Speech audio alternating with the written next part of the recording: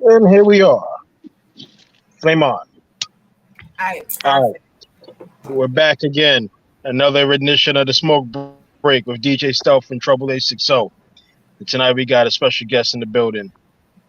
Well, not What up, in what the up? building, but in the Hold up. I need to stop hitting buttons. yes.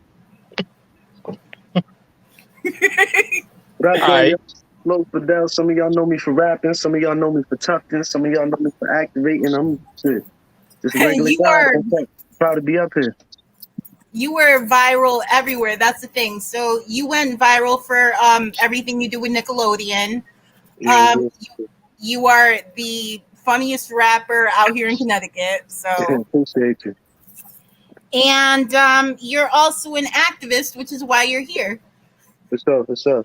You know, it's crazy because a lot of people think I'm an asshole. Like, I'll be saying little shit on Facebook. I look at people like Charleston White. I see how much like controversy it gets some eyes on you. And I got a lot of endeavors that I'm trying to explore. So I need eyes on me.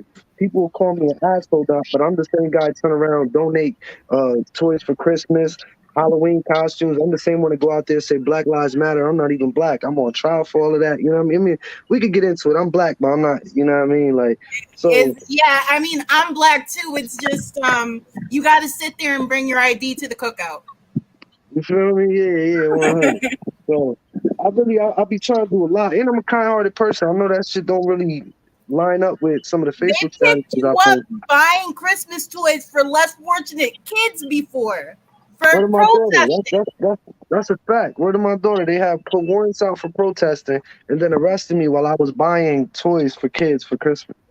That I didn't even. I forgot about that. That's wild. Yeah, you're in the middle of buying where was it? It wasn't Walmart. Walmart.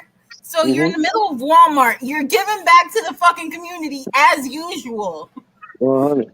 And next thing you know, 100. you're like, los. Right. Hey, yo, for anybody So, watching this, I apologize that I seem to be distracted. I'm oh, trying no, to put some that's groceries okay. in it. We're all smoking, so ain't nobody paying attention right now. So, and But everybody who watches this after the fact is probably gonna be smoking too. So you're cool. It's just politicians and potheads. bet. Hey, yo, I know your friend Sophia watching this because they just blocked me. They tight. We I don't going know nothing about crazy. that. I'm gonna change my name to Paul because that shit between y'all. I don't know about that. Yo, I can't stand you. Hey, since we here, what's your thoughts on Kanye? I know your thoughts. Oh my Shit. god!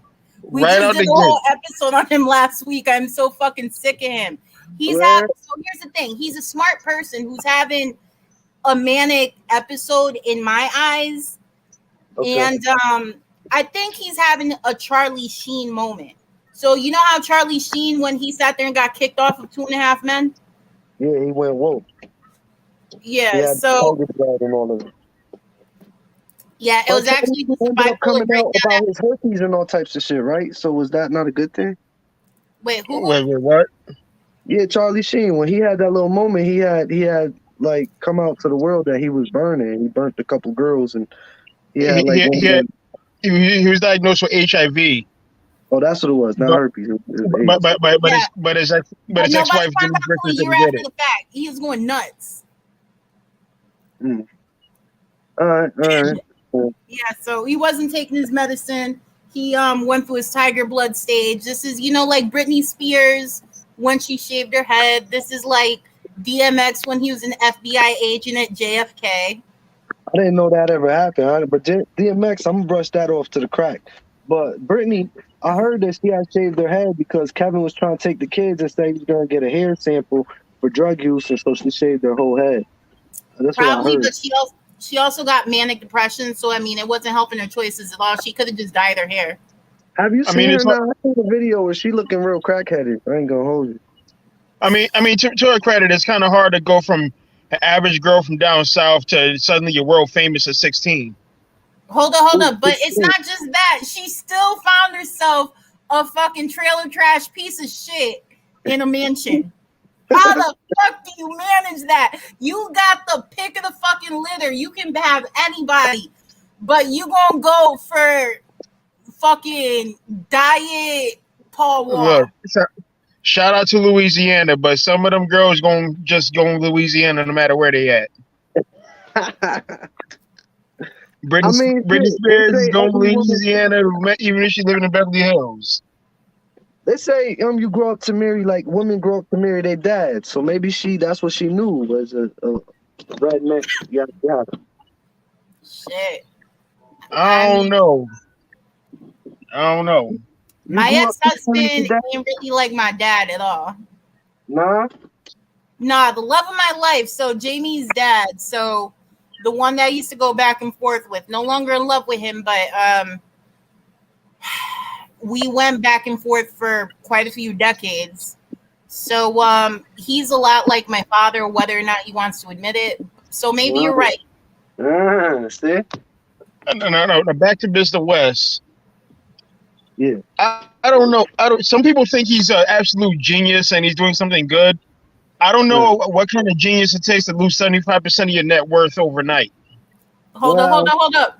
But he's thinking outside the box. Hang on a second now.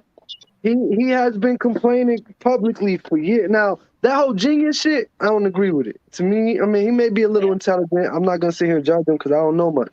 But he's been complaining for years about his partnerships, and now he's out of them without any, like, repercussions on his end. And then for people to say, oh, to go from $1 billion to 400 million, it's like, it's With still $400 lawsuits, million. Here's the problem. So right now he's worth 400 million, right? But he's got a $250 million lawsuit pending. So now we're down to 150. Nah, they're not going 250 out of him. Even if they don't get 250 out of him, he just bought Parlor too. So a failing business. He's buying a failing business. All right, so I'm not a Kanye fan. All that Uncle Tom. I am. It's unfortunate. I'm sorry. I am. It hurts.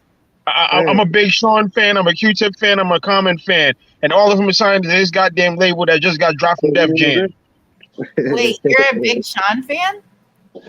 Listen to Detroit too. It's a really good album. So while we on it, let's talk about it. Big Sean is one of the illest lyricists to never be celebrated, ever. Yes, facts.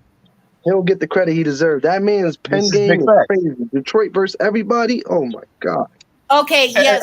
Everybody looked at that song Dance Ass and just wrote them off. They just heard ass, and just wrote them off. They didn't even listen to the rest of the album. Wow, that boy, nice. Eminem fucks with him, but Eminem fucks with all Detroit.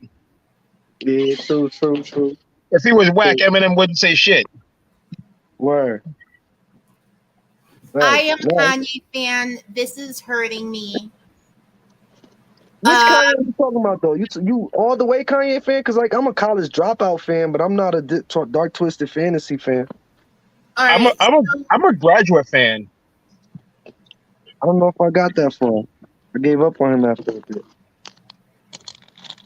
The third album was solid. No, what is it? I just called Jesus. He said, "What up, Jesus?" So yeah, I like all his albums. It's unfortunate. Okay. This hurts. So what is it that hurts you about it? You gotta understand. Because you're not supposed to separate the artist from the music. So you're putting money in their pocket whenever you stream their music. So you're supporting their platform, whatever it is, with every rotation. So when you really appreciate someone's art, you want to listen to their shit, but you don't want to support them. I've never bought a pair of Yeezys because I'm cheap as shit, and I feel that like shoes are very superficial, and I'm like very against that. I like look down on it, which is funny because I hang out with a whole bunch of fucking rappers, and they have nothing but new shoes. But I don't know. As I'm sitting here in my Jordan 1s. So I want to, all right, but again, to my question, what do we not like about Kanye right now? It's his attitude and prices. So it's his behavior. And look at my daughter calling me. I got to reject my daughter's call. I am a piss poor parent. I'm declining my college student's call. Yeah. what I don't like is it's not necessarily him, but the rhetoric that he's stirring up and who it's influencing. I don't like. In It's regards to what, which rhetoric, the so anti-Semitic or we're the not even talking about the anti-Semitism. But I shouldn't have to thank God that Kanye said something anti-Semitic to shut him the fuck up. But I knew exactly what was gonna happen, and I sat there and I said, "Thank God, now they're gonna shut him up." I'm gonna be real. But I his ain't his see this happening. But you can't check a black man for speaking on the black community. That would be racist. That's the reason why he didn't get canceled before. That's an interesting point. but Like, if a white but person is his speaking to the anti-blackness white was always community, problematic. Is he yeah, anti-black so The or is he anti-blackness. pro-black? I'm yeah. confused. So it's just like Julia Clarice Brown. If you look at Julia Clarice Brown, she's a black woman who worked against MLK. She wrote books against him. She worked for the FBI. This is a Oh, black woman who did this. now all skin So folk ain't your kinfolk. I know that much. So here's Yeah, some we know Candace that for Owens sure. history real quick, just to run it through you, because this is what Kanye is supporting and what he's about to give a whole bunch of money to. Okay. So Candace Owens was bullied by Dan Malloy's son in Stamford, Connecticut for her race, along with Yeah, a I'm whole here. bunch of other people. She And then got a since then lawsuit. it said racism don't exist. Yeah. Oh, it gets better. Hold on.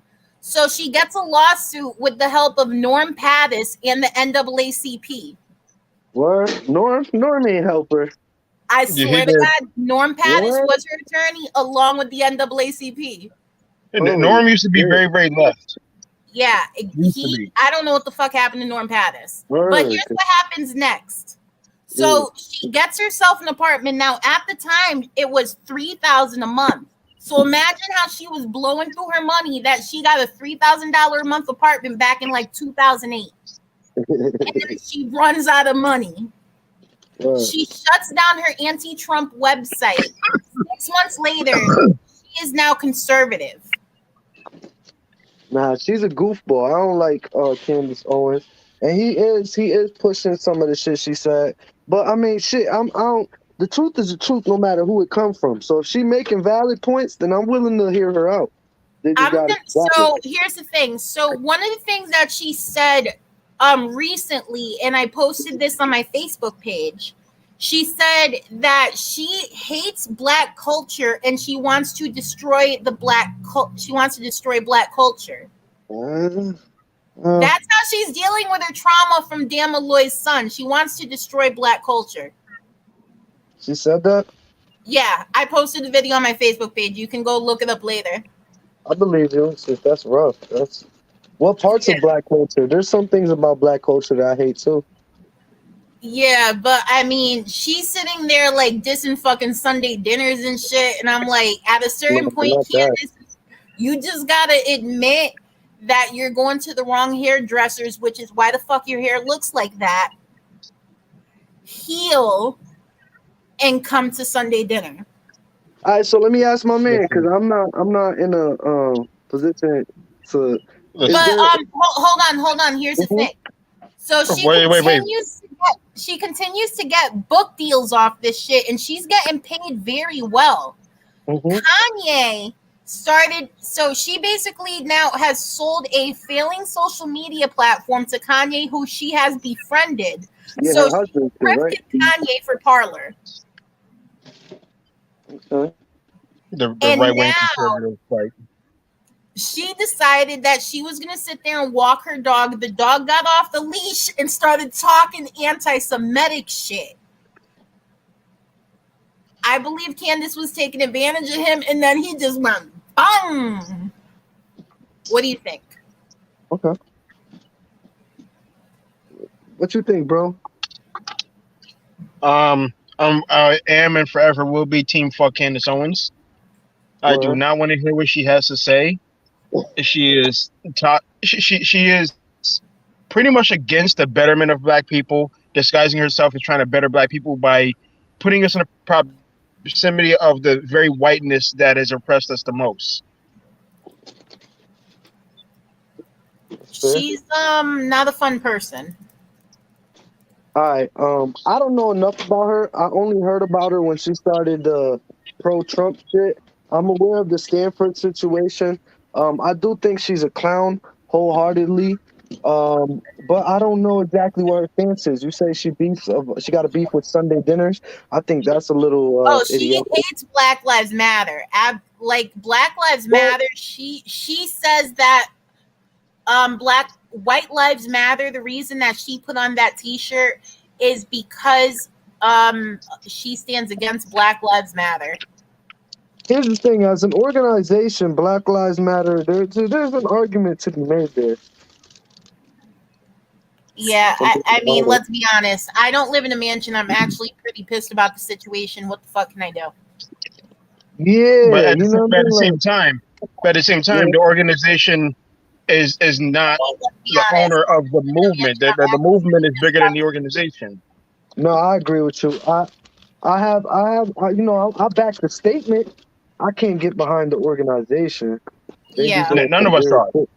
shit. None of us are. We're all about the movement. Whatever they Remember, did like, as an Will and entity Mary's is show is them and them grassroots, only. so Is we're not not with us. them either. Word.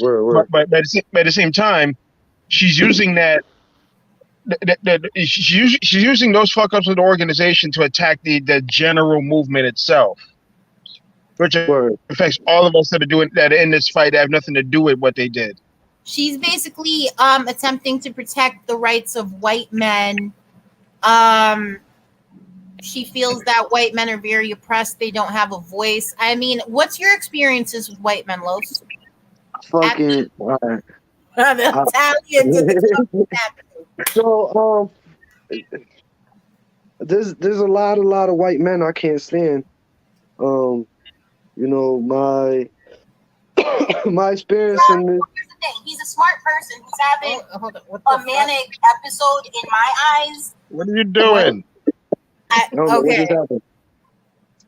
happened. You know, originally I just want to say like fuck white people, but it's not to that. It's it's just that this structure that these white people have set up is very tiring, and I get even more tired of trying to differentiate the good ones from the bad ones.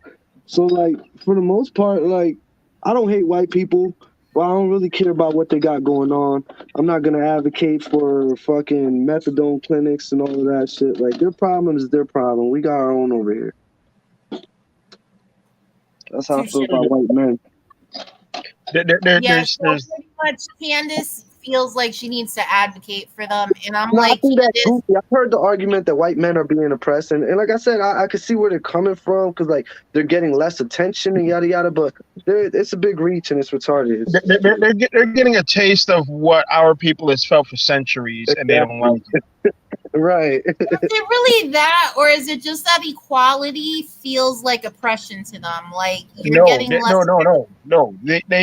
They are feeling what we've been feeling from them for Yeah. centuries in the last couple of years, and it makes them uncomfortable. Right. I Are want they them to And call white it people, oppression. white Are they people really? live. That's a problem. They're not feeling shit. This is like so little. Listen, white people and white assimilated people, because there are some white people that ain't white.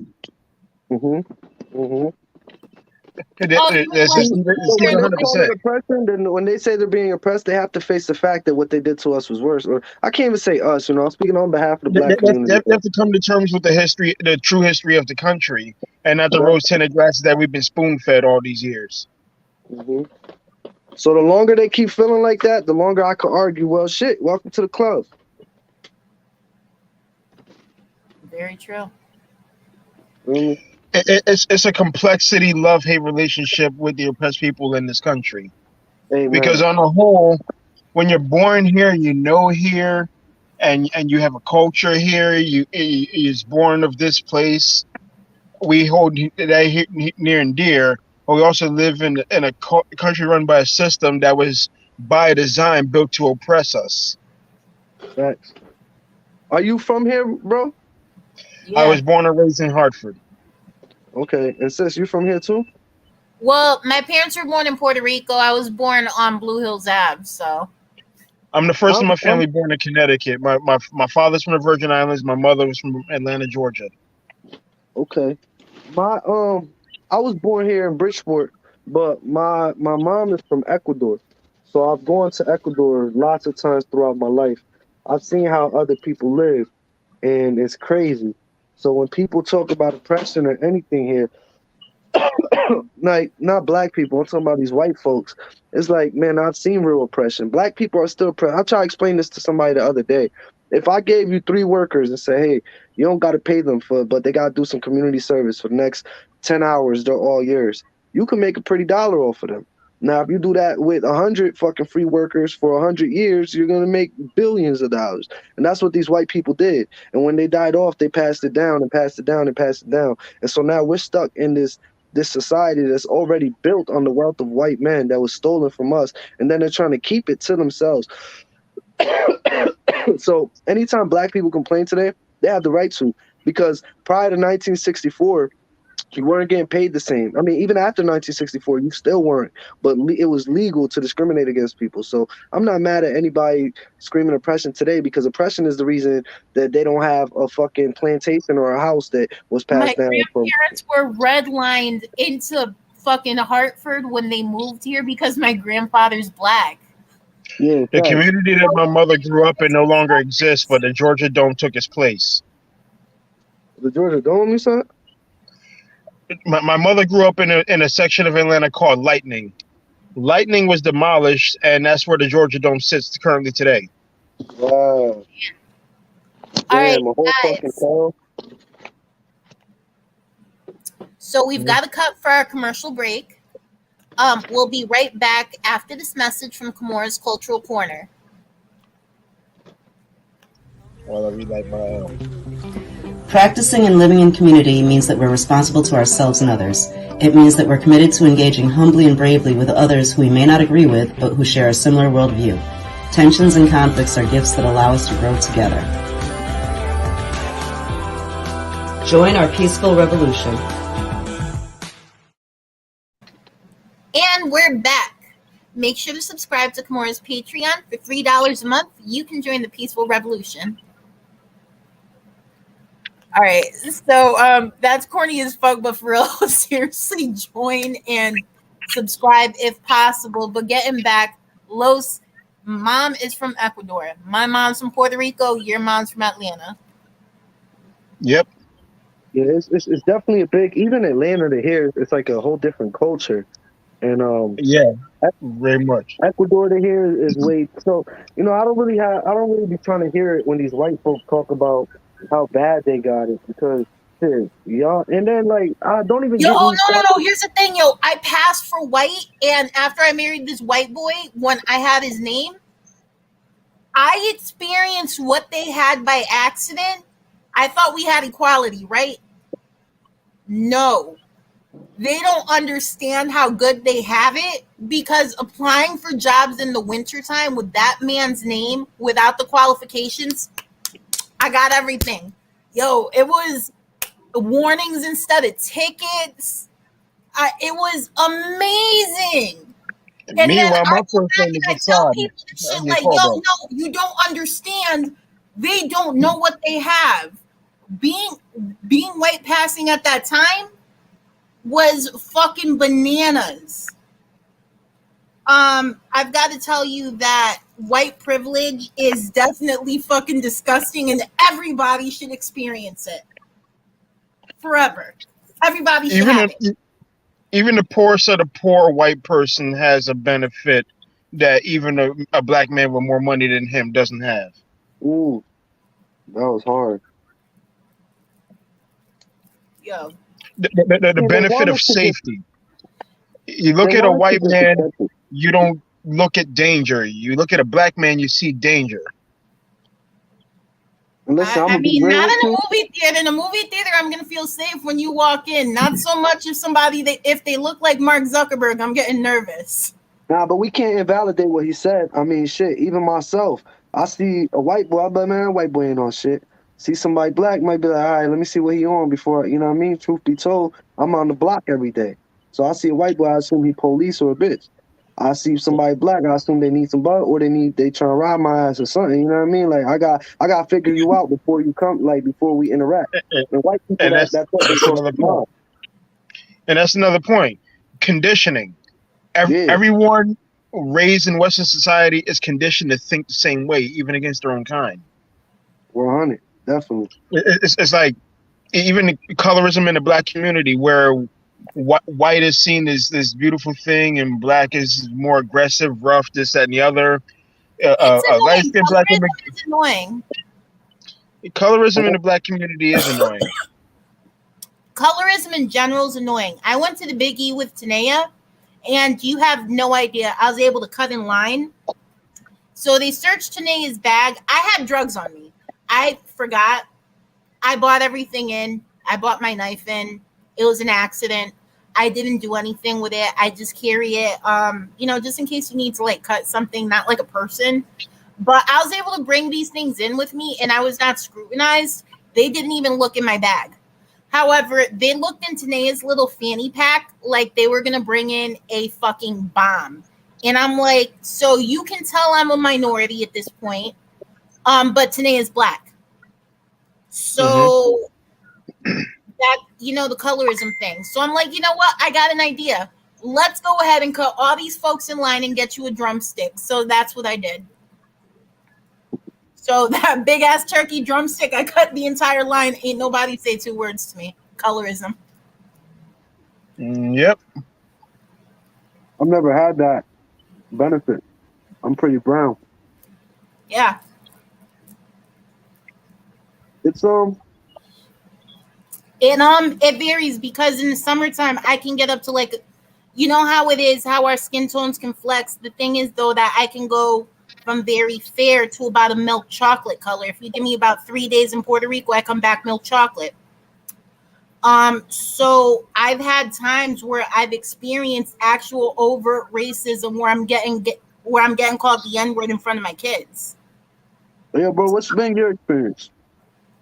Huh? I can't pass for anything but black. I've Yeah. encountered any blackness from white people, from Latin American people, and from other black people. I remember when I was a young kid, it was Easter Sunday, and there was this place in the neighborhood. They were giving out free Easter baskets.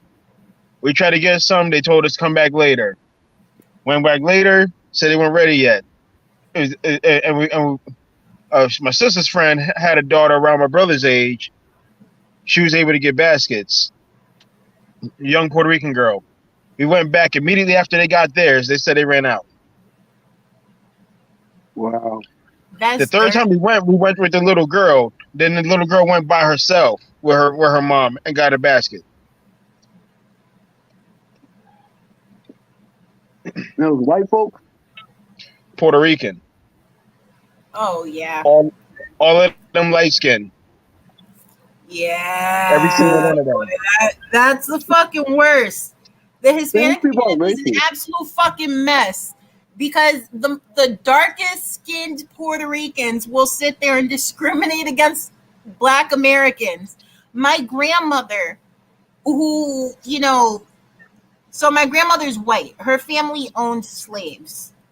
That's like they owned slaves on sugarcane plantations, and she got with my grandfather who was black. Okay. But she absolutely, for some reason, felt that I could not date American black men. She was completely against it. She always wanted me to date like white boys, and I'm like, I'm gonna date who I want to date based on their personality, not their race. So, sorry, but Let's try to step away from that slave word. Slave is not a noun; it's an adjective. They were enslaved people, but you're right. Hispanics are extremely racist. They make up words just to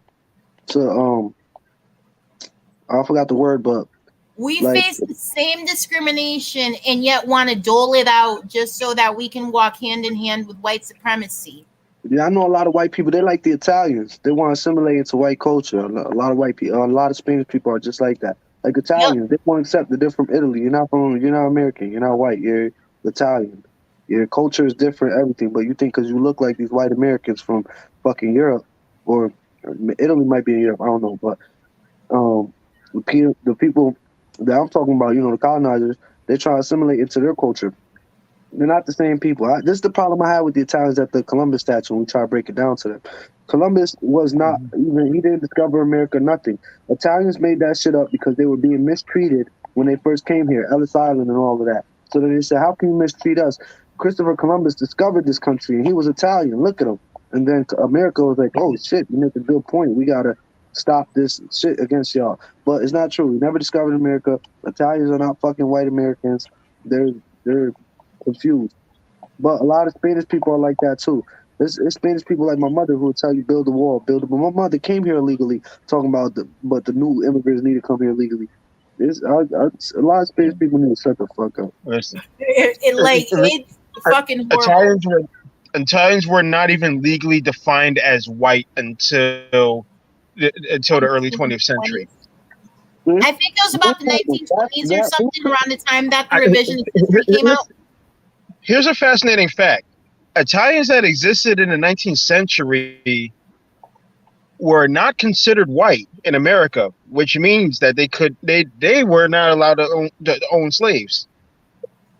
Mm. Now the Irish were, even though they were being discriminated against too, but they got no respect amongst other slavers. Huh. There's layers to whiteness in America. Yeah, but the Italians, they made it.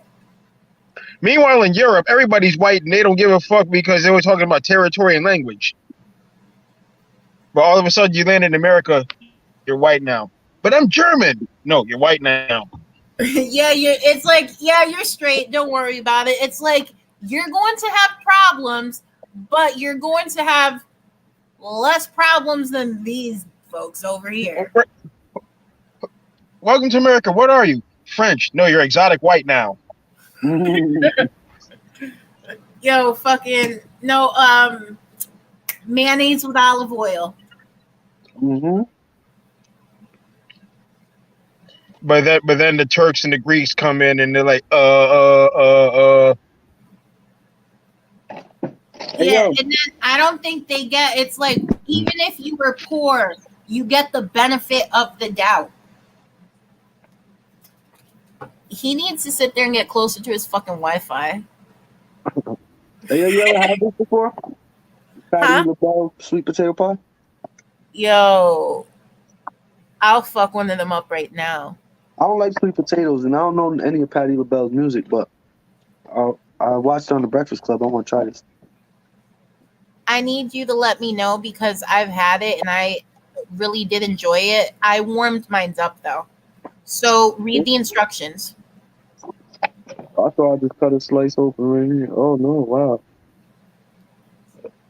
If you're gonna do it right. Hell yeah, fair enough.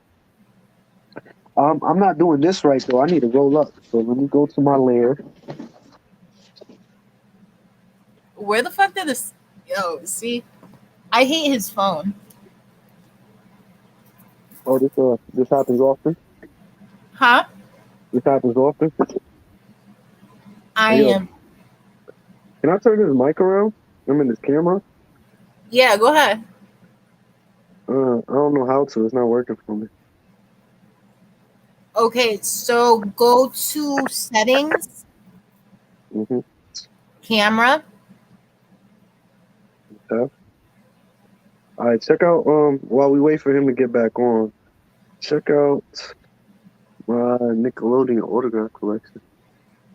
Oh shit! That's some of them. I got a couple more over there.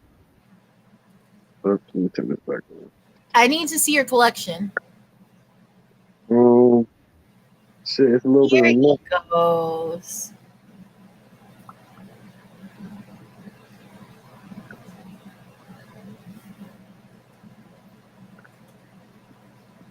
am I back? Yeah, you're back. What happened? My phone just fell. She was talking mad shit. So you need to get your Wi-Fi together. Yeah, I was talking cash shit. You're gonna have to see me in the head up now. No, when I caught the phone, it closed the app. Ooh. So back again. Damn, we were on the fire. We were on the fire road too. He's finally gonna light up. Yeah, facts. About time. I was talking this slow to. All right. What were we last talking about before I got cut off? I don't know, sir. Ah, So I need you to tell me, Los, about what happened on the bridge. Because I've only read in comments and. Hang on, let me just roll up real quick. Mm-hmm. So you said on the bridge, this one y'all was in New Haven? Mm-hmm.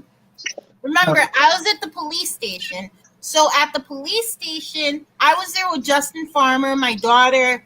We were yelling at Justin Elliker, the police chief.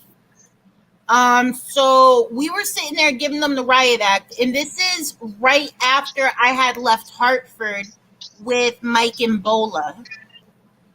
So that day I actually told my daughter, here's the thing, I told my daughter, we can attend New Haven if Janet's mother gives permission. I told Janet's mother, I have milk in the book bag in case the girls get maced. And she said, oh, great, it sounds like you have it handled. Bye. And I'm like, so I didn't expect to get permission from the girl's mom. And I'm like, fuck. So I'm looking at them and I'm like, fine, we can go. And I got there right after everybody had gotten maced. Yeah, I didn't even know about all of that Mason shit. They got my girl Vanessa though, man. I seen her on the news going crazy. You know Vanessa? She one of the activists out here in New Haven. I love her. I'm a big fan of her. I think I saw her at the Capitol. Yeah, she was at the Capitol. Yeah, I remember. I saw her out there in Hartford. So that day I was getting real frustrated because I saw Joe Grits. I don't know if y'all know Joe Grits and the whole Bridgeport movement, what they got going down there in Norwalk and shit. But they took over the highway in Norwalk. I seen that shit. And when I saw that shit, I said, damn, that shit makes so much sense. Like, why we keep going in front of the police station where they keep diverting traffic and doing all this extra shit to make sure nobody see us? If we could go to the highway and stop like the economy. Like, yeah. My idea is this, right? These politicians don't give a fuck about us. We all know they're in the big corporate pocket. So my idea was if we stop the highway, we stop the truckers, we stop the transportation of goods and goods. At some point, it's going to start costing these big corporations some money. So I was thinking if we just keep taking the highway, they're going to get in the politicians' ears. Like, yo, listen, man, I don't know what the fuck they scream about Black Lives Matter, but throw them niggas a bone because they won't get the fuck off the highway. And if you want me to keep making these contributions to your campaigns, I need you to get these people to fuck off the highway. The whole point of being on the highway, where the mama that I got into an argument with, I took the highway like 4 or 5 times. One of the times my man said, yo, we got to let the cars off. I said, yo, we do got to let the cars off. I said, but we got to do this smart. So I said, first we gotta wait. Give them like 20 minutes on the highway so that the cops can shut down all the exits and entrances, on-way ramps. Make sure there's no ongoing traffic. Because if we let these cars off and there's still traffic coming, somebody liable to get hurt. So we make sure it's at a standstill first. Stand still. Once it's at a standstill, I told people we're here to take the highway, not the people. So then we start letting the cars off, one lane by a time, one lane at a time. Every time we took the highway, it was an empty highway. We never held people hostage. We never kept people from nothing. We always let them off after a couple minutes just to ensure our safety first. But we ain't never did nothing different from a drunk driver, from a nigga that's texting, from somebody falling asleep at the wheel. Car accidents happen all the time. Highways get shut down all the time. The way they incriminate us is because of what we stand for. And truth be told, that day... They didn't prosecute me. I was on the highway with Bola. I filmed. I was live the entire time. So me, Mike, Bola, we blocked the highway too. They didn't prosecute anyone else who took the highway in Connecticut. They targeted you. My police report said we have footage of Los from Bugatti Harvin's Facebook video. Why the fuck y'all ain't arrest Bugatti Harvin? He said in the police report that he was on the highway with me. He was my cameraman. Why the fuck he wasn't? I'm not wishing that he got arrested, but at the same time, it just proves that you motherfuckers were targeting specifically me, man. Harassing me. That's the problem. Like, now I want to know exactly what other police departments have on me. But why the fuck are you the only person that got arrested for it in Connecticut? You're the only person in all of Connecticut. Word of my mother. Even the ones, there was like some Hartford 11 or some shit like that they refused to get up off the ground, and they got arrested for their protest, but they all got their charges dropped. I'm on the trial docket. I'll start in April. They have not let up. I had every single protest charge dropped. Every person who got arrested in Hartford for protesting, from with me, around me, or associated with me, has had their charges dropped. You are the only person that I know in Connecticut, and you know we're basically statewide. You are the only person for some reason. Some reason, right? Hey, y'all, I got an exclusive for y'all. Hold on. So I wrote a rap about this shit, and I just never dropped it. Mind you, I can't drop it now because some of the things that I say in it, it's like it don't apply no more. Hold on. Trade of presses, full presses. All right. Okay. So, you know that Lil Baby, the bigger picture beat? Yep. yeah. The bigger picture instrumental. I'm gonna play this here real quick. Can y'all hear that in the background? Yep. Put up a little bit more, but yes, we can hear it. It's on the laptop. That might be all I could get. All right, good. Leave right there. It's long as hell, but just listen to the shit that I'm saying. I might fuck up a little bit. It's been a while. But I said, who traded pressures for pressures with it? Gotta be your own. And these pressures just keep pressing up. These lies that's in your home. It's impressive how I'm pressing on. How this sound? Y'all can hear me over the beat? A little bit. It's staticky. All right, let me try this again. Hold on.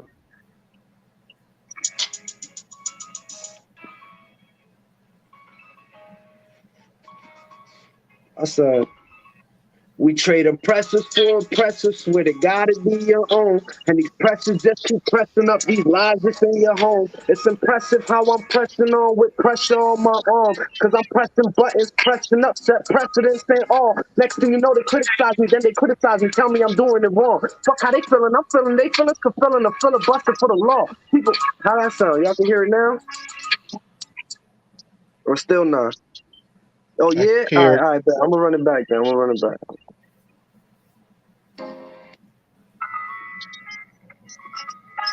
Gotta find a way to keep this phone up.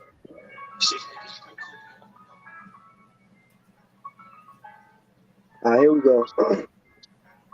Look, no, that wasn't it. My bad.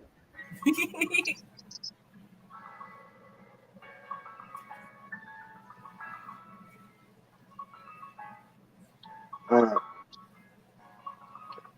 We trade oppressors for oppressors with it. Gotta be your own. And these pressures just keep pressing up. These lies that's in your home. It's impressive how I'm pressing on, pressure on my arm. Cause I'm pressing buttons, pressing up, set precedents and all. Next thing you know, they criticize me, then they criticize me, tell me I'm doing it wrong. Fuck how they feeling, I'm feeling, they feelings fulfilling the filibuster for the law. People opposers, I'm posted. We supposed to be posted, I'm flawed. Look at my skin and it's human, I'm human. They ruin the truest version of us all. So yeah, at times I'm gonna come off as smart, but I know it's my heart and I know where to start. I know that it's hard not to walk in the park, but the hardest part was just to walk in the park. Face to face and get the mark in the target. The harsher they started, get harder and harder. Harder and harsher, the word from a sergeant. But I say, suck my dick disregarding the way anybody gonna feel when they're hearing shit. Even the media, because for media, we need to see what the narrative is.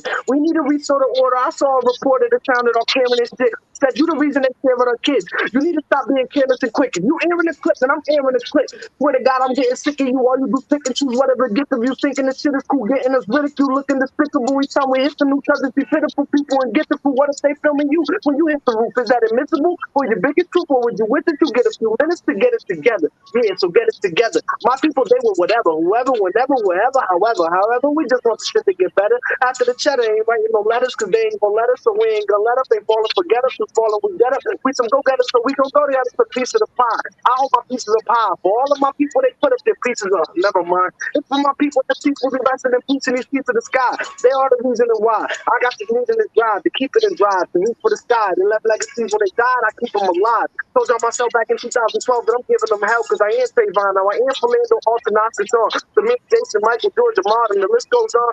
This goes on with this so long. This goes on because it's just so wrong. If my wrist had enough for the cuffs when they put those on, then my first bit is the kid that I slave all my life. And I just caught a case just for saying what's right. Putting working day and night. Praying for rights while they praying for plight. Free all my dogs in them cages on sight. I ain't saying that night. I'm screaming out freedom because they know what freedom. When they come to freedom, those who think it's freedom, we paying the price. And we paying it full, but it had me upset. Said they want my salary net. President just signed a charity check. So if you ain't frontline, then that's fine. But then why don't you get to the cavalry yet? It's only some kind of reminder that one of them just wanted to sub what reality says. That's what reality is. So fuck them. My bad. Shit is dope. Killing me. Good looking.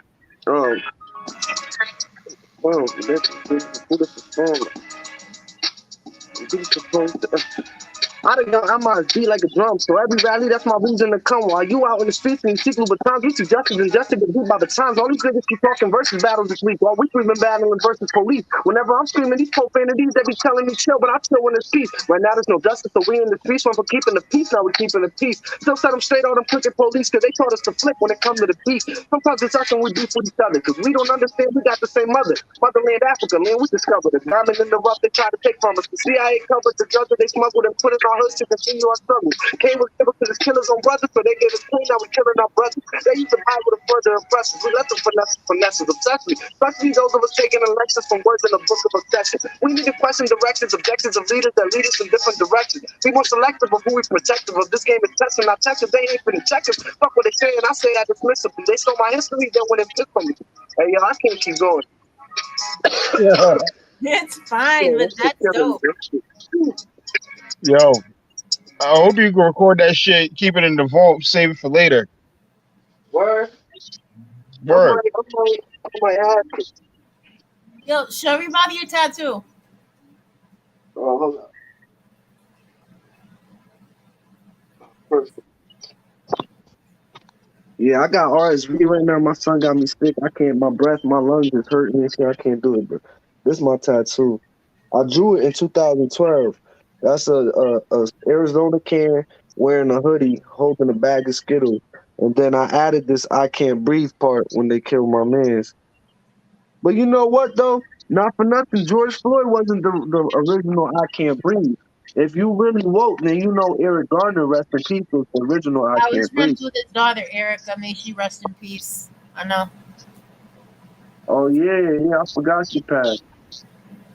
Yeah, very sad Eric, situation. I met her grandmother at Ocean Beach, so I was able to sit there and express my condolences because she really was my inspiration. I want to meet Trayvon's mom. Trayvon's death activated me. Cause you look at me, you see a thug. Niggas see the tattoos, they see all this shit, they see a thug. And I don't blame him. I used to be a rapper. Feel me? I kind of wanted to look like a thug. But at the end of the day, this just ain't my brother's keeper. My tattoo, this Captain America tatted on my arm over here. This is a tattoo for my kid that died on May 26, 2011. I'm not the thug they want me to be. You feel me? And I understand why Trayvon meant so much to me is because George Zimmerman categorized him as a thug because he was walking back from the store with Skittles in Arizona wearing a hoodie, and that could have been me. I could have been killed. I get categorized all the time into that category, and sometimes it's beneficial when you in the hood. That shit. Sometimes that should help you. Nigga might not try nothing with you because I try to tell people too, like the police especially. Listen, man. Sometimes a certain look can be a deterrent to other people. You see a neck tattoo, some people think, yo, that nigga don't give a fuck about nothing. I ain't gonna try him. And that's gonna save me from a lot of shit, you feel me? But then when it's time to get a job, I can't get no fucking job. So please don't understand, nigga, I made this choice when I was 16. I was trying to survive the hood. Now I made it. I'm out the hood. Now I'm fucked. And y'all, they don't have no compassion for that part. Like, they don't understand what you like. Sometimes they be like, "Oh, you drug dealed, you did all of this." Nigga, my mom was addicted. My grandma was stealing all shit. You don't know what the fuck going on in the hood, and you blaming me for shit I did to get by, to make it to tomorrow. It's not enough empathy and compassion for the people going through shit. Like, too bad you weren't planning an insurrection. Too bad you weren't word. I pervert. should have Like, went fuck the highway. I should have took over the Capitol. I didn't know we could do that. yeah. I didn't know. I'd have took the highway down to the Capitol. Fact. I didn't know we could do that shit. That shit, I ain't gonna lie. You know, it's really a slap in my face because listen, right now they prosecuted me for all types of shit. My bond was $50,000. Possession of a deadly weapon in a motor vehicle for a fucking hatchet. So man, I ain't even know a fishing hatchet. Shit was like I don't man. Anyway. Yo, you got bring the pictures of you actually fucking fishing. That's the point. Then I look on the TV and I see Carl Rittenhouse not guilty. What? I watched this nigga smoke niggas in the street. Y'all making what? Not He guilty. drove from out of state to shoot people. Word of my mother. Word of my mother. He did way too much. And to be found, and then to me, like I went to jail for stabbing somebody. So when I watch niggas like George Zimmerman, Carl Rittenhouse get off, I get pissed. I get pissed with a passion because I know if I went to trial, I could have beat my case. What I couldn't beat was the probation violation. And so they told me, take this because it's less time than your probation violation. So I never had the opportunity to go to trial. I never had the opportunity to plead my case. Never got to do none of that. So when I see these people, I get mad as fuck. Like, I've been a felon since 21 years old because they raided my house and found 22 grams of marijuana. I've been a felon over 22 grams. But that's less than... Google it. My name is Carlos Burgos. Google Carlos Burgos raid, and they'll list all my charges and how much they found. They found $486 in cash and 22 grams of marijuana and charged me with operating a drug factory, possession of a controlled substance, all types of shit. So 22 grams, that's less than an ounce. Less than they say you had a scale. That's operating a drug factory. But how are you supposed to know how much the plug gave you? You need to make sure you weren't shorted. Yeah, you want to know something? I live in the suburbs. Like, my address not a secret. I tell everybody I live on 32 Livermore Place, Hampton. I live in the suburbs. I started selling weed because the kids at school kept getting fucking robbed. Every time they would go to the hood to buy weed, niggas kept robbing them. And I was good in the hood. I'm still good in the hood. I still go to the hood every fucking day, even though I live in the burg. So I was buying weed for my white boys. I'm in Hampton High giving the white boys bud. Like, hey, yo, bro, you ain't even got to go to the Ville. Don't worry about it, bro. I got you. That turned around. And I'm addicted. I'm an addict. If we being honest, I've been addicted to weed since 16. Nothing I do can kick it. I've been trying, and I just can't. But there's no compassion for us like there is for the dope heads and the people getting Suboxone strips and programs and all types of shit. I'm a felon. I operate a drug factory. I'm this, I'm that. I get tired of it. And I'm really a good nigga. Word of my mother. You know the trouble I'm going through right now to fight for my son. I've been raising my daughter since I came out of prison 8 years ago. I took custody of my daughter. My new son, I had custody of him for a couple months, and then mom finessed me. So I'm fighting to be in my kids' lives. I'm acting. I can be employed with my family. My life is hard. Word. I'm a good nigga, but they keep trying. You can't cross the street because if you sit there and fucking jaywalk, you get a felony.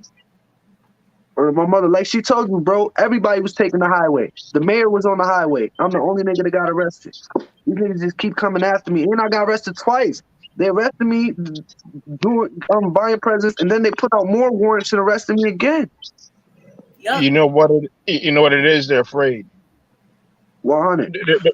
They're afraid there's going to be more like you that's going to rise up like you did. Yeah, yo, not for nothing. Not everybody wanted me out there. I argue with the Black Lives Matter sisters. I argue with the Bridgeport people. I argue with even Hartford. I tried to take the highway in Hartford, and I had people arguing with me that the highway was not the solution, and we missed our opportunity on Juneteenth. I'll always regret that to the day I die because I let these stupid-ass people redirect me. But And not everybody agree with Oh, me. they went. Well, they went to the mayor's house and poured water on the mayor's head. Now, they ain't put no war. I was there. The mayor came out of his little apartment on the steps. He said, I'm not going to defund the police. I'm not going to do none of that. And then everybody was just cool with it. What water? I ain't seen no water. Really? Yeah, I was there. I was a big crowd of us. The mayor came out. He was on some metal steps, and he had, yeah, I was there. He said, I'm not going to defund, straight up, I'm not going to defund the police. I actually was at the governor's mansion. They had, so I figured everybody had everything under control. We dapped the girls up, because this children's march had called us. So we show up to the governor's mansion and we're like, okay, so we have these little kids with us. What do we do? So we blocked off the governor's mansion. We figured let's block the street here. So we blocked the street off with some kids at the governor's mansion while y'all was over at the mayor's house. Yeah, shit, that shit was. I regret that, but hold on one second. Yeah, I was there that wholeheartedly that whole day. But I was also there for when they did the police accountability bill. I was out there with the blue shirt people and shit. And Oh, Hartford continues to let me down. Yeah, because Hartford continues to let me down. I'm sorry if that's y'all spot, but like that's where all yeah, the power is. man. Hartford is a whole different animal in itself. Yeah, we are stretched thin because between the mutual aid, which is absolutely necessary, and fighting amongst all these forces. So we have to fight at the Capitol and we have to fight in the city itself. So we're fighting a war on two fronts. And we have very little because we don't land a book deal. Yeah, a movement like this in a capital city it has its own unique set of hurdles. This fucking sucks. You want to know something? I really thought I was going to be in a position of power, like to do something to help change our communities when I got the position at Gigantic Studios. I was so excited because, like, the way they painted this shit was like, New Haven was about to become Hollywood. And I'm like, shit, I got ahead of it. You feel me? Like, I'm the community relations coordinator, which allows me to go out into the community and develop relationships with people who matter. And I was so soup, and then they did what they did and finessed all of us. But I've been trying in every which way. Even so, bro, you may not know this, but the actor Michael Jai White offered me a job working at his movie company, and I took the job. And they asked me, they said, hey, listen, we want to set you up for success. We just need to know what's your focus right now. Like, what do you want to do? Write, produce, what? I told him, I said, listen, I know you probably don't want to hear this, but my focus is my community right now. And I understand it's just probably the wrong place to look for employment when your goal is to change your community, but that's really what my heart is. So, if it's not going to work out here, then tools, but thank you for the opportunity. But they were like, shit, we'll make you the community relations coordinator then, and gave me an opportunity. So it's like everywhere I go, every room I walk into, I make it known. I lead with I'm for my people. I want to let my people go. That's my whole goal. If I die fighting for my people, that's a life well spent. Like, Facts. I got I tie that shit to everything. That's me. My dad went to jail. I now have a grudge against the state of Connecticut. Fuck the state of Connecticut. So until I feel better about it, he just died. So I'm kind of like angrier. So protesting is like my therapy. They should have never sent my father to prison. And my father should have never forgotten my 9th birthday because he was working because it was election day on the Curry campaign against Roland. My entire family forgot my birthday on election day. Election day once again falls on my birthday this year. Everyone's going to fucking forget again. Do you think anyone's going to sit there and take me out? No, they're going to be voting. Do you think anyone's going to sit there and get me a cake? Do you think anyone's going to do anything for me? No, they're going to be voting. It happens every fucking time. 2016, when Trump was elected, everyone forgot my birthday. Fuck election day. Please make sure to vote. Do y'all vote? Yeah. I vote in person. I voted nearly every election since I was eligible. Every single one. I'm not sure where I stand on that. I'm not sure if I'm even allowed to vote. I think people on probation can't vote. I don't know. how it works exactly. You can't be on parole. So go ahead, reinstate your rights. You have to go to City Hall, I think. I might be wrong, it might be automatic, but if you're off parole, you can go ahead and vote. Just go ahead and get yourself reinstated. Yeah, Y'all there's no think felons can vote in Connecticut. Yeah. y'all think voting matters? For real? Yeah, Yes. it Yes. definitely makes a bigger difference than not voting. Please vote in every fucking election. I cannot tell you when you look at the voting results afterwards in some towns how small the election results are, where the mayors are decided by fucking 16 votes and shit. Fair enough. So it really fucking matters. It matters for senators, for state funding for schools, for everything. Your census always matters. Please always fill it out. Even if you got to lie about the fucking names, they don't care. They just want you to honestly count the people. So Okay. My family votes, but they only vote for the president. They don't vote for no small. vote You know for what I mean? every fucking one. In fact, while you vote for president, the local ones are even more important. Vote for Way all of more, in some cases, way more important than the presidential vote. your so sometimes your car taxes are decided, on and off year. So next year when everybody's voting for mayors and shit, you could be voting on car taxes. Like I'm what gonna the get fuck out is there and gonna vote. affect you a lot more? Like what the fuck is gonna affect you immediately? You know, it's tough, right? Because I be in the room with a lot of these political people. Like you said, I sat down with the mayor, and since then I've been active. I talk to aldermen. I do all this shit, and it's like I'll give you an example. Right now, right? There's a block. They keep making the new. Not. Let me stop. There was a protest on that block because they deemed it a troubled neighborhood. And the police come and they kick us off that block every single day, sometimes 5, 6 times a day. They say we sell weed over there, they don't want it going on, yada yada yada. I talked to the older lady and I said, listen, it's a smoke shop. Anybody that wants to smoke is gonna go to the smoke shop. Weed is legal. So So there's no dispensaries though. So where do you think the people who smoke the weed legally get it? I said they get it from your average trapper. So I'm like, why are you so mad at anybody selling weed? It wouldn't be no different if they were selling cups out there. You're not mad at the guy down the street selling hot dogs, and you're not mad at the guy selling helados, the ice cream. It's just fucking flowers. It's flowers. It grows from the earth. But I said, me personally, I got arrested. I got my whole. I remember right when my daughter was first born. She ran out of Enfamil, and I didn't have the money for it. And I went to my dad, but I cried. I'm like, damn, like how the fuck I don't got money for Infamil? Like fuck kind of bum ass father am I? Mind you, I just came home. Nah, I ain't come home from prison. I ain't go to prison yet. I was on my way to prison. I was 2 months away from going to prison. So I was fighting my case through court and all that. So but anyway, yeah. I'm like, damn, like fuck kind of father am I? So I cried that day and I went out and I tried to get a job. And I remember Dunkin' Donuts. I remember I walked in there with a suit and tie that I was wearing to another one. But I stopped at Dunkin'. And I asked the lady, I'm like, hey, you guys hiring? She was like, yeah. She's like, you look familiar. You know Candy? I'm like, yeah, that's my homegirl. She was like, that's my daughter. I was like, oh, shit. She was like, forget about it. You hired. You looking for a job, you hired. Come in Tuesday. So Tuesday comes, I ain't get no call. So I called Candy, like, yo, what's going on? She said, hey, remember when you got that operating a drug factory, yada yada? I said, yeah.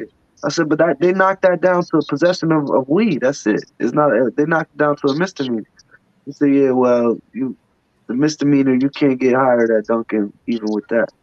I'm like, bro, I can't pour I've coffee. worked at Dunkin' before. Like it's fucking nothing. Right. Now this is back in It's coffee, 2004. donuts, and muffins and bagels. No, you also have to like make drinks and shit, but it's It's it's all hard. machines. While The it's machines hard do all work, that shit. it's you. Anyone can do it. It's hard work, but anyone can do it as long as you can count money. Where So my your mother? average drug dealer can do it very well. Listen, if you need a light and sweet, I ended up getting a job at Dunkin' later down the line. If you need a light and sweet and you got a medium, I give you a large. That's light and sweet. That's more sugar, more cream. Like you just press a button. It's really Socialism, baby. yeah. It's all of that shit. It's you just press buttons. It's simple shit. But yeah, they told me I couldn't serve coffee because of my fat. And after that, like I'll tell you right, the first tattoo I ever got was this one right here. It says Excelsior. Anybody a Marvel fan? Excelsior was Stan Yeah. Lee's trademark. You know what I mean? Upward and onward to greater glory. So that was my first tattoo ever. I was also in the Firefighters Explorers program at Engine House number 6 in West Haven when I was in high school. Mind you, I got expelled for something a teacher did. It's crazy. Like my life in injustice after injustice. At 14, I went to juvie for sneaking a girl over my crib. Like just hellish shit. But anyway, I got this tattoo and I was working at the fire engine house and I said, let me go to the Marines and get some training towards firefighting because they offer that. In the 4 years you're doing the Marines to go towards your 20-year pension. So when I tried to go to the Marines, they was with it. They said, yeah, come on, you lit, come on. So the first day I show up for training, they say, hold up, we didn't see that tattoo. It's too close to your wrist. You can't be a Marine if you got a tattoo within 1 inch of your wrist. And so my whole Marine, I couldn't even serve my country because I had a tattoo that said Excelsior. Onward and upward to greater glory. Like my country told me time and I time think again, you you're not good teach enough. that now, but that's Maybe fucked up. so. Maybe so. They changed the weed law too, but it don't help me. You I know. feel me? Like everybody, they say that every time. Like, oh, you could get your felony expunged now. It's like, yeah, well, too late. For the last 10 years, it's been run. You know what I mean? Oh, they changed the tattoo law in the Marines. That's what's up. When I wanted to be a Marine, that would have been great news. My life might not have been turned out this way. It's That like would they be fixing shit, fantastic. yeah, but a lot of people suffered. That's why I ain't like I said, black people need reparations. We need to make that right because at the end of the day, y'all might have fixed a lot of shit, but a lot of people suffered, and that suffering has had financial fucking repercussions. It's had traumatic repercussions. That shit has had a lot of black people named Johnson and Jackson and shit. That ain't African. That's you know what I mean. Like people's whole identities, cultures, everything been taken from. It don't matter if you Jamaican, Haitian, you African American. How the fuck you know what I mean? Like this shit just goofy. This whole country fucked up and need to get it right together today. Look at the Khalif Browders in the situation. I swear to God, if I'm lying, may God take me. I just sat down and had lunch 2 days ago with 5 men that were unlawfully incarcerated for over 20 That years. should One make of me them was so my damn uncle when sad, I was in man. prison. So all of this shit still going on. All this shit keep happening. Slavery is happening in jail. You get 32 cents a day. You making t-shirts for 32 cents a day. They turn around selling the same t-shirts to other jails for fucking $6 a t-shirt. That jail is getting their t-shirt money from robbing their fucking prisoners, and it just keeps going down the line. This shit all fucked up, all crazy, and I'm caught in it. Like, it's so real. Word of my daughter. The reason I went to trial is because I said the reason I went to trial is because I said I just need more time. I'm not going to jail. I'll kill myself before I go to jail. And at least going to trial give me more time. I don't think I'll beat my case. I think they're going to give me more time than I was offered. But like I said, I'll take my life before I let them take it. Let's not have you do We don't want that. that to So, happen. what's going on with Ben Crump right now? I don't know. You probably on the next hot topic. I don't know. Since you made that happen, I ain't gonna lie. You got. I don't. Here's my problem, right? I'm gonna keep it a buck with you. I don't talk about this shit. I don't reach out to no. I don't like to think about it. Think about it. Send me into a state of depression. Like I still in disbelief that I'm on trial for this bullshit. They offer me 30 days. I said no, thank you. I'm not taking 30 days for unlawful conduct. Ain't no way. Or disorderly conduct. I said no, thank you. If you could give me 30 days in prison, just give me a program. Give me community service. They would have Prison should be actually for given you 15. You would TS to someone's house. Nah, that TS shit don't get approved as fast as y'all think it is. I got my TS. When I did my let's talk about TS. So on my prison bid, I had a year for stabbing somebody. I got TS approved. I only had to serve 5.5 months. I had 11 days to go home. It was chicken day. They give you one chicken one Sunday out the month. So it was chicken day. I traded my chicken for some extra rice pudding because I love rice pudding, even in the real world. I'm eating the rice pudding. They said trays up. You're supposed to get 15 minutes to eat. They give you 7 minutes. So they said trays up. I walked in my tray to the trash can. CO comes, gets in my face. He said, I told you, let's go. I said, yo, just give me 1 second, man. He said, no more seconds. I said, bro, get the fuck out my face. He said, what'd you say to me? I said, get out my face. Next thing you know, they jumping on me, putting me in handcuffs. They threw me in the hole. I went from Rogowski, a level 1 low-risk offender prison, to a level 5 high-risk offender prison, Corrigan. And they took away, so I went to the hole for insubordination. You didn't even do nothing bad. Word on my door, and I apologize. I said, bro, I'm so sorry. I go home in 11 days, please. I'm so sorry. My father's a correctional officer. I have respect for correctional officers. I'm in a bad mood. Yesterday was my daughter's birthday, and her mother wouldn't let me talk to her. Today's Valentine's Day. I haven't been able to talk to the love of my life. I'm just in a bad mood, and you're messing with me over rice pudding. I said, however, I apologize. I'm sorry. Nigga said, your father would be ashamed of you. Close myself. I always wonder to this day, does this nigga lose sleep over what he did to me? Then let me get to the TS. They took away my TS. I caught a ticket. TS taken away. I had to max out my sentence another 4 months in a high risk. And when they put me in jail at the cafeteria, everybody saw it. So everybody ran back to my cell and took all my shit. So now I'm in a new prison. I got no food, no nothing. And they took away my commissary for 2 months. So I couldn't buy new food. I couldn't do shit. Couldn't write home. Couldn't do nothing. All because I told the CO get out of my face. So when everybody say, yo, but TS is dope. Yeah, TS got taken from me.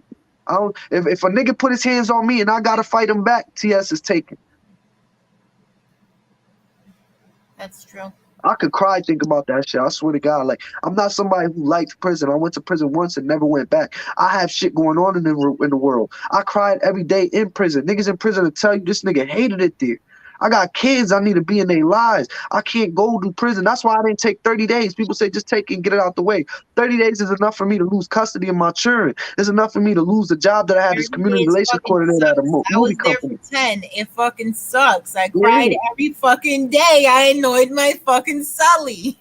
Word of my mother. You wake up, bro. Imagine you been in prison before? No. I've been in lockup, but never prison. He got arrested. I think he got a ride home. I was in lockup for 2.5 hours going crazy. Lockup sucked too. But imagine in prison, I have an asthma attack every fucking time without fail. I get so stressed. Yeah, that shit is not cool. But imagine, right, you wake up. You know how sometimes you wake up, take you a second and realize where you at? Everybody go through that. Like, you sleep on the couch, you look around like, oh yeah, I slept on the couch last night. In prison, imagine that's what we're in. Oh, fuck, I'm in prison. You don't know what time it is. Niggas wake you up 5 in the morning. Clock in there, yo. Listen, you want to talk about why I was eating my rice pudding? Because breakfast is at 5 in the morning, lunch is at 11, and dinner is at 3. And if you don't eat that, you hungry for the rest of the day. So when I'm eating every last drip of my rice pudding, you don't know what I got back in my locker. I might not got no soups. I might not got nothing. So and then I watched the man. I watched the man go up to a desk and tell the CO. He said, "Hey man, I told you." And he said, "You lower your voice when you talk to me. I don't have to listen to you because 1, you're a nigger, and 2, you're an inmate. Now get out of my face." I said, "Damn." Word of my daughter. I watched this nigga every night. He would go doing dumbass noises. So the next day he made the noise, and somebody said, "Oh, so you the monkey?" Every night he said, "I ain't no monkey. Look at my skin." Because then you'll get retaliated against. Man, them niggas is assholes. They pick on you every day. They jerks. They pieces of shit. My sister's a CEO. My dad is CEO. My cousin's a CEO. So I tell them every day. I tell my cousin every time I see him, "Hey, yo, bro, remember, man, some of them people ain't bad people, man. I went to prison. I went to prison for stabbing somebody who admitted to putting their hands on me first." So listen, this is what happened. Somebody broke in my crib, stole all my weed. Like a QP, but back in the day, a QP was like 1,300. So they stole all my weed. So I thought it was my best friend, so I questioned him on it. I said, "Yo, bro, you stole my weed?" He ain't like that. He said, "What, nigga? I'll be at your crib and say it to my face." Came to my face and we fought. Now after we fought, his brother started threatening me. "Watch when I catch you, bitch ass nigga, this, that, and the third, blah, blah, blah, blah, blah, blah, blah, blah." So now I see his brother. I'm like, "Yo, what's good, bro?" He like, "Nah, don't worry, nigga. I'll come see you at your crib. I'm at work right now. I'll come see you after work. I'll come see you at your crib." I'm like, "Bro, ain't none of that come see me at my crib shit, nigga. What it is, nigga? We get in it right here." So we start fighting.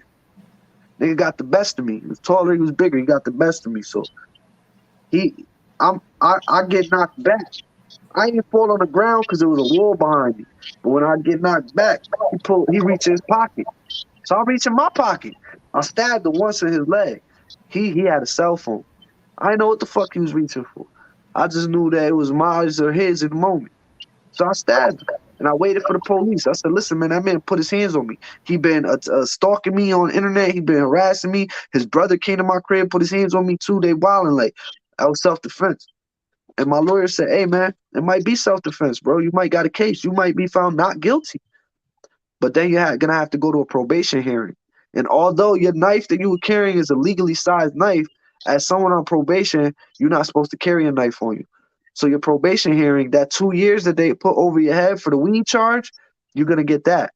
So you could take the year that we offering, or you could get found not guilty and go to probation hearing where you'll get found guilty and then get 2 years. Those are my options. So because of that weed charge, I was forced to take that year. Shit like that, shiesty.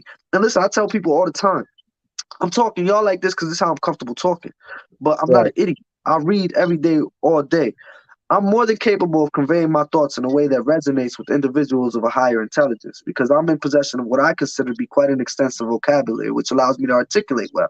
However, this vernacular isn't exactly genuine to my authentic self, and so I carry myself in a way that may differ from those white people in the room, you know what I mean? Like, but don't mean I ain't catching what you. Even with some of the vocabulary, if I were to express my emotions using those words or try to articulate my thoughts using those words to some of my friends, they wouldn't understand because they were deprived of the resources and the knowledge necessary to do so.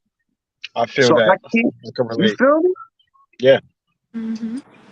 But still, these people look at me, call me a dumb thug, not knowing I'm capable of much more. I just look this way because I'm from the hood. I talk this way because I'm from the hood. But shit, I'm not in the hood no more. I never liked the hood. I didn't want to be out there. And it's not easy.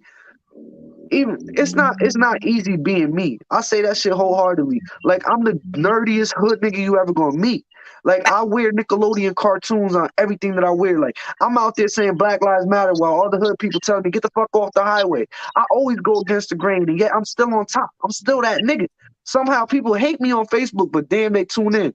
I'll still go viral every month. I'm still accomplishing shit. People never would have thought I'd be working for Michael J. White. They never would have thought that I'd be making rugs for celebrities. They never would have thought that my bloodline would be going across different states and booming in different places. Niggas never would have thought nothing that I accomplished. Like, and I get it done. I got pictures with almost every celebrity you could think of because I done been in so many rooms. I create opportunities for myself. I was just with Lil JJ. I remember watching Lil JJ on TV as a little kid. To think one day I was with Steve from Blue's Clues. Like this is shit that your average. You gave Yeah, him the I made him a rug. Nigga went crazy. Talked about it the next day at a panel and everything. Like, I'm about to meet Machete, Danny Trejo. Like, I don't let nothing stop me. I still keep going and I'll still be on top. And people hate that shit about me, but shit, I can't. My whole point at this point, I'm rambling, but my whole point is that like I had to overcome so much to get where I'm trying to be, and I still got to overcome shit. I'm still on trial. I'm telling you, I just sat here and told y'all that my ultimate solution to all of this shit, the only way I plan on beating trial is to leave Earth. That's the truth. But in the meantime, I know I got shit I gotta accomplish. I'm trying to do whatever the fuck I could with this time. Now, God willing, they drop my charges. God willing, I get found not guilty. You know, but my plan B is make a statement, nigga, and go out with a bang, literally. So, Let's not do that.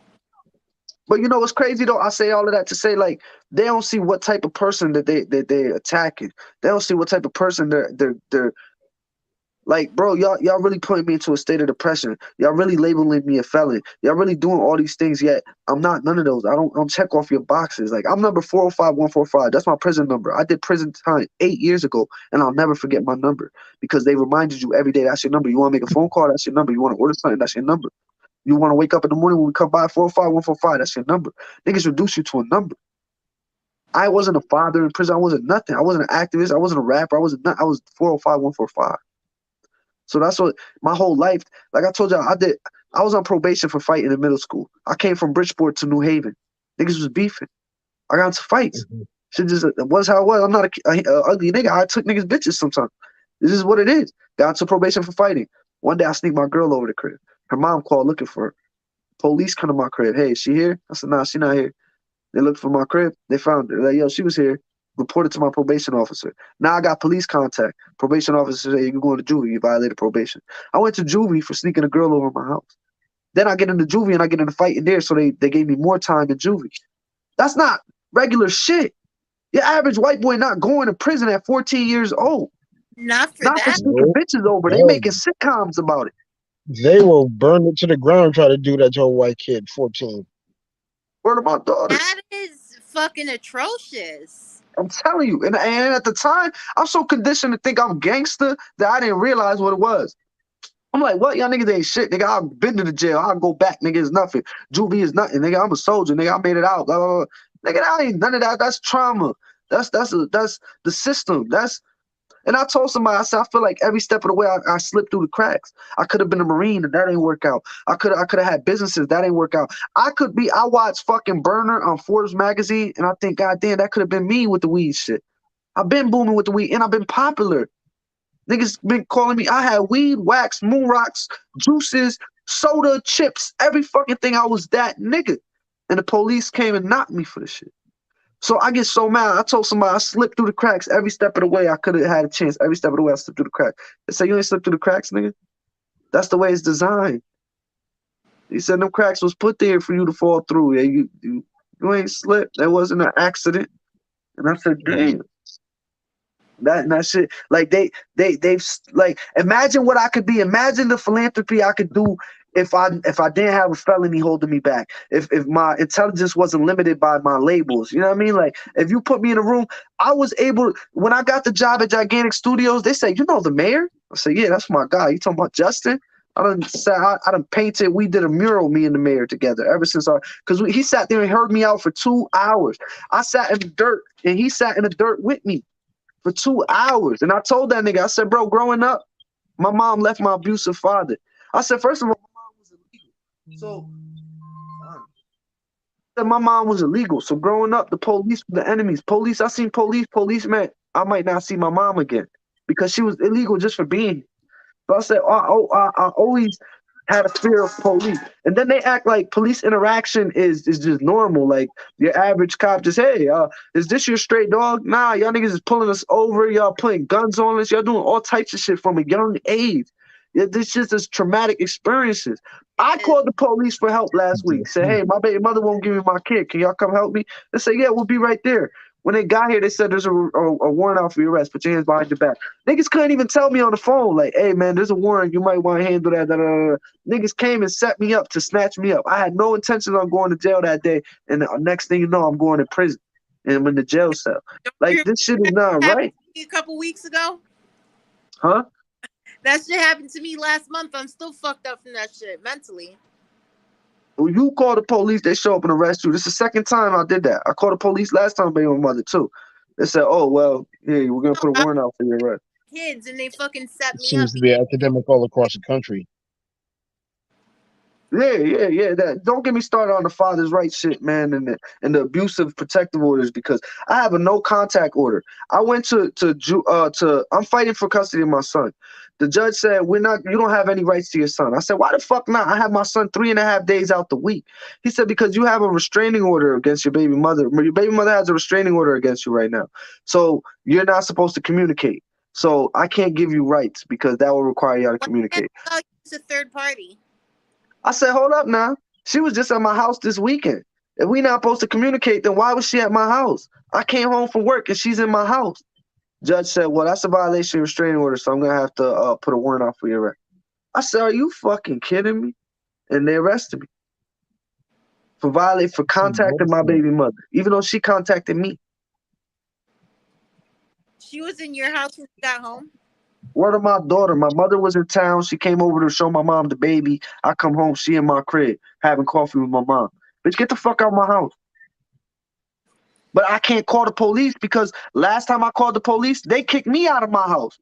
They said if she stays here, then you have to evict her. If she has a toothbrush, anything here, then you have to evict her. If you haven't evicted her, then we don't have no right to tell her she can't be here. I'm like, the bitch don't live here. They said she stays, so she said she stay here 2 days after she gets to be here.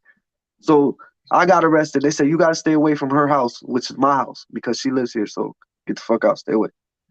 She lives somewhere else though. Now she got the fuck out. Period. But police arrested me for being in my own home. I lived in this house for 15 years. This was my childhood home that I bought off my mom. Shit crazy. And like I said, I'm not a bad nigga. I make rugs. This is what I do. Check this out. Y'all get an exclusive look.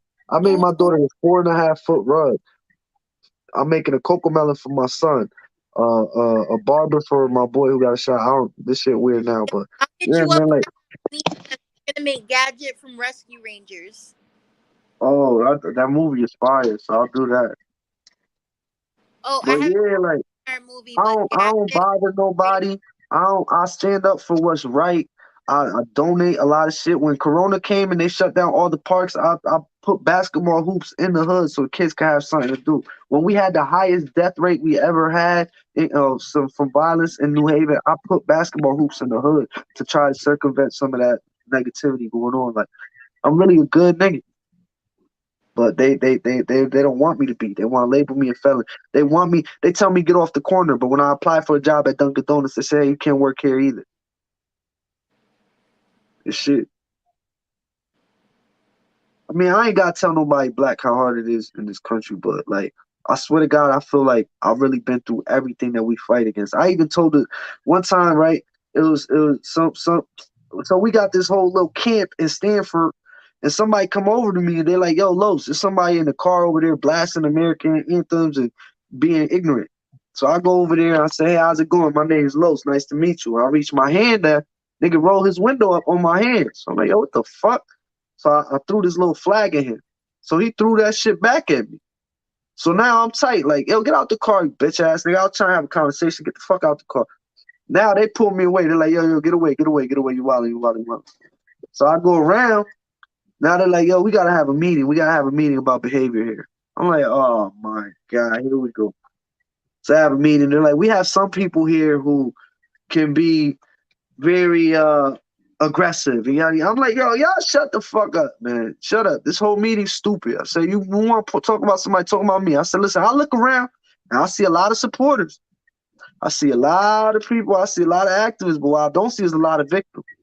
Y'all here advocating for people. Y'all want to speak up for people and the harsh conditions they go through from solitary confinement. Remember, I told y'all I caught a ticket and they threw me in solitary. Yep. Before I went to the upper, they threw me in solitary for 5 days. So when y'all talk about solitary confinement and end solitary confinement, CT, when y'all talk about Black Lives Matter, who the only protester on trial for protesting? When we talk about the juvenile, when we talk about SROs and getting them out of their schools, I had an SRO steal money from me. He stole $300 from me when I got into that fight in school that I told y'all about. I got arrested. I saw a white kid getting jumped. Word of my daughter Billy in high school. I saw a white kid getting jumped. I jumped in to help him fight off these kids. We both end up getting fucked up. I still get arrested for that shit. I still get suspended from school for helping the nigga that was getting jumped. I've seen all of this shit play out in my whole entire life. Juvenile. I went to juvie for sneaking a girl over my crate. So I had to tell all of them people like, yo, y'all are great. What they call white people that stand by you? It's not partners. It's something they call them Allies. allies. Y'all are great allies, but y'all not victims. So don't get up here and talk about causes that y'all know nothing about, and then tell me that's my other problem. People want to say, "Yo, there's a problem with the system. There's this, that, and the third." Yeah, I went through all of it, and this is what it creates. But y'all got a problem with me. Y'all don't like me in y'all spaces. Y'all don't like the way I talk. Y'all. So shit. Yeah, that shit crazy to me. Word of my mother. That's why I said we trade oppressors for oppressors. It's like I haven't had so many of these people tell me, "Shut up, man. You don't know you don't know how to talk. You don't know this. You don't know that." Who the only person who was out there 8 a.m. fighting Italians? When listen, that's another thing. My video went viral. Newsweek said Black Lives Matter supporter attacks Christopher Columbus supporters. These niggas slander me. That's not what happened. Niggas ain't even fuck with me. It was a black dude who came up and they was attacking him, throwing rocks at him, trying to take his sign. I went up to him next to him. I thought he was gay because he had pink hair. So I got a gay brother. I'm automatically gonna stand with a gay person. I see you picking on a gay person, a black person. That shit means something different to me. You know what I mean? Like I'm automatically, I got your back.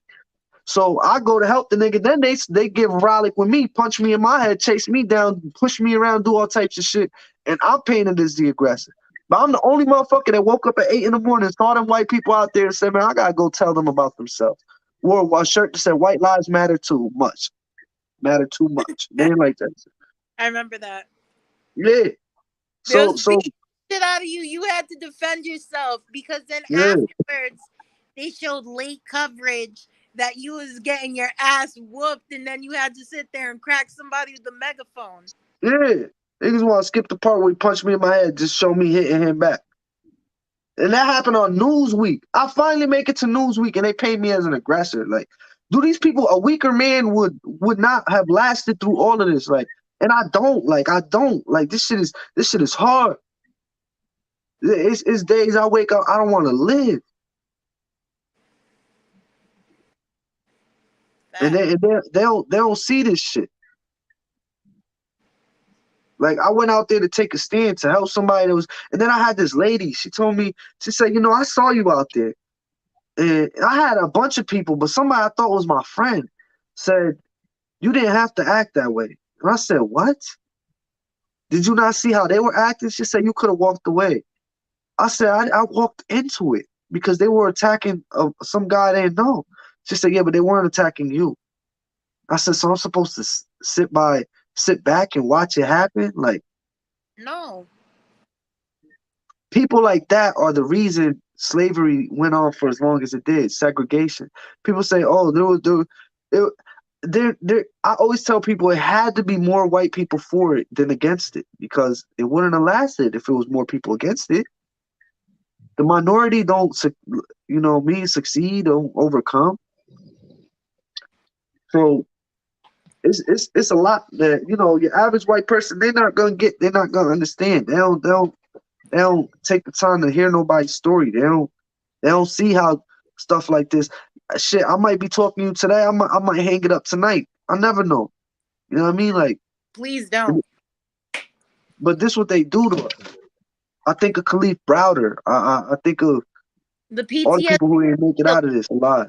You want to know something? I swear to God on my daughter's life, people go to the hospitals for what? For help, right? When I go to the hospital, every time I go, and I just went, I had to take my son. He got RSV, respiratory virus infection, whatever it's called. I'm sorry about that.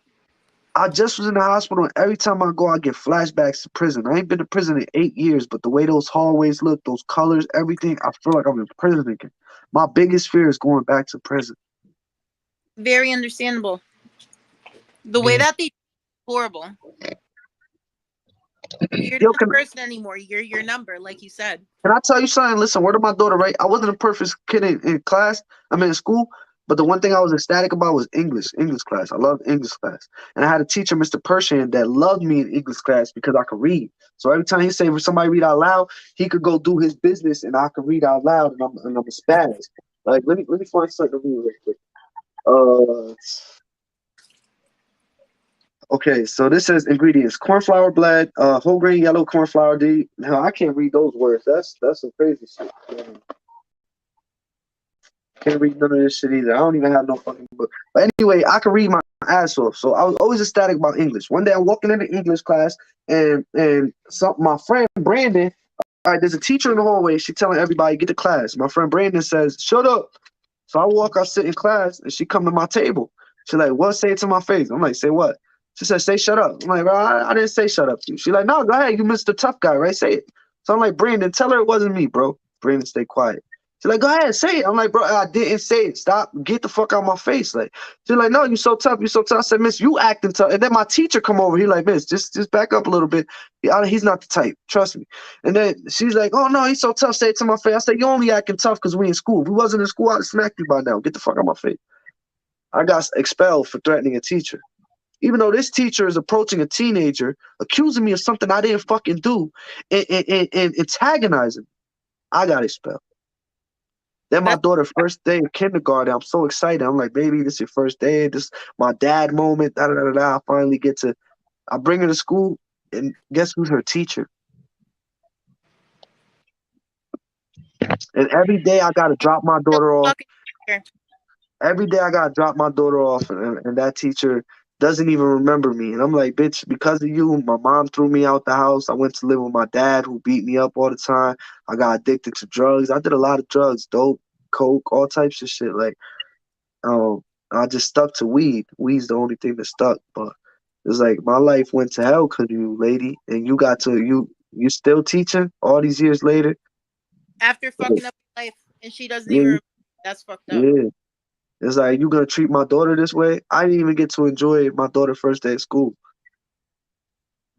You Like have it's just yeah, so much shit. Like I said, a weaker man wouldn't make it through this. You know what I mean? Like I've been through a lot, and I'm still able to sit here and tell my story in a way that people understand. When I get into a room with white people, I change some of my vocabulary so that code switch. they can retain it better. But You code switch. yeah, for sure. But you know, at the end of the day, it's a lot of people who can't tell their story. Khalif Browder can't tell you his story. You know, I went to trial because of the guy in New Haven for the Black Panthers that went to trial. I forget his name. He was part of Chicago 7. Bobby something? Bobby Seale. Bobby Sid. Bobby Sid. But, you know, not everybody make it through this shit. And I remember telling somebody, I said, man, when I took the highway, I was just trying to do it. I was trying to do what Martin Luther King did, you know, in Selma. He took the bridge. I said, that's all I was trying to do. Why are they punishing me? He said, well, they punished him too. I said, shit, they killed him. So, you know, all things considered, I guess I'm kind of getting the, like, I'm making out all right.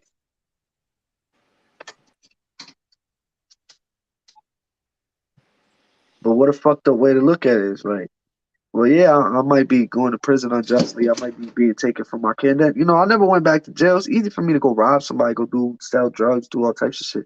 I never went to jail because I never wanted to be away from my daughter again. And now my daughter knows, like, there's no lying to her. If I go away for 30 days, she gonna want to know why. Where am I? Why the fuck this shit keeps saying you have 1 minute left?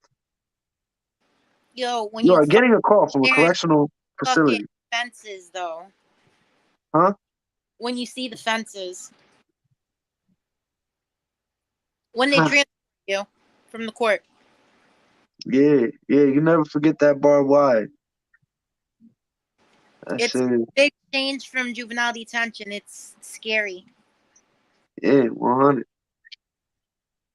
And they just feel, and that's another thing. They're so quick to give us. They just feel like you be all right. 30 days, you got that. Why the fuck are you giving me 30 days? I'm not against prison. Some people belong in prison. Word of my daughter. That's the problem.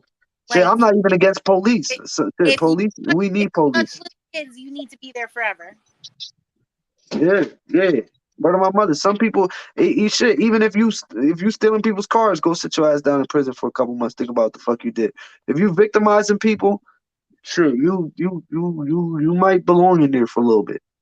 But Let's mental things by universal basic income and things like that. bro, I have no victims.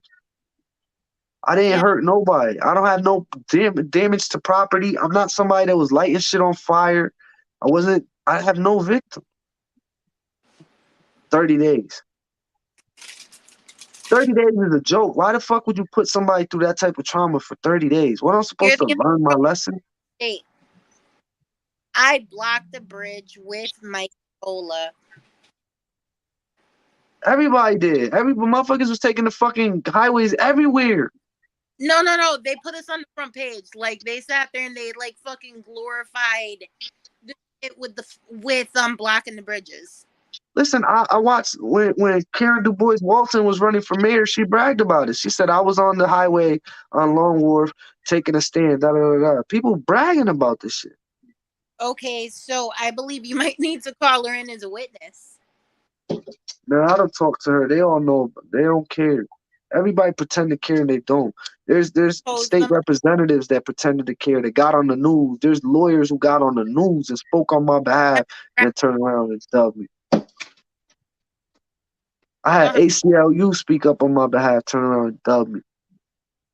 Cause one of the lawyers said, "Man, you know, you had me, but when I went to look up your cases, I see you got domestics. I can't deal with this. This bitch got me wrapped up in false domestics, bro. And all these violations because of contact. They just nollied one of my cases. I went to court 3 times. Went to jail, sat in there for 3 hours, and they nollied it. Said, case dropped. You went to go pick up your kid. You called the police. Case dropped. Fuck y'all, waste my time. Why y'all put me through all of that for?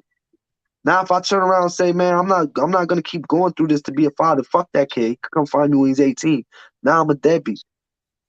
Now I owe child support. Even though I want to see my kid, even though I fought for the right to see my kid, now I get to have my kid 5 days out the week because she has to give him to me before she can give him to anybody else. And seeing as how she has to go to work, she used to bring him to daycare. Now she has to give him to me before daycare. I fought for that. They took that from me, the right of first refusal. I fought for that. So now I get to get my son Sunday, Monday, Tuesday, which are my days, and Wednesday, which is my day. But I also get him Thursday, Friday while she's at work, and some Saturdays that she has to work. If I turn around and say, man, I'm not going to continue to try to be like I'm an active father. I'm not fighting for every other weekend. You know, I'm really, and I do my part. I argue with her because she's not doing better for my son, and they want to lock me up for what? To leave my son with her? This bitch sent my son at 6 months to Florida for a month and a half to go be with my mom, so she could party and turn up in peace. She didn't want to deal with a newborn. And y'all want to lock me up? Lock her up. She ain't shit to society. This bitch on all types of welfare and shit. She cost the niggas money. I'm out here booming the economy. This shit don't make no goddamn sense. I support everybody hustle. This girl I never even met on Facebook said my birthday. If somebody could please get a cake turner so that I could get better at making cakes. I said, yo, this just is on Amazon $15. I sent her a cake turner with my Amazon Prime just to support her hustle. Like, I'm really a good fucking person, and these people keep knocking me. Even where do you, sis? I saw this message. I said, let me jump on her podcast. I had groceries to put away. I had shit to do, but I said, let me jump on her podcast because I missed it last time. Least I could do is make an hour for sis. Oh, thank you. Yeah, I try to be a good person much as I could. I'm a nigga, I swear to God, you know how many cars I done pushed that was stuck on the street? I swear, if I'm lying, may God take my life. Over 50 cars. Every time I see somebody stuck, I'm helping. I done recorded car accidents of me trying to help people.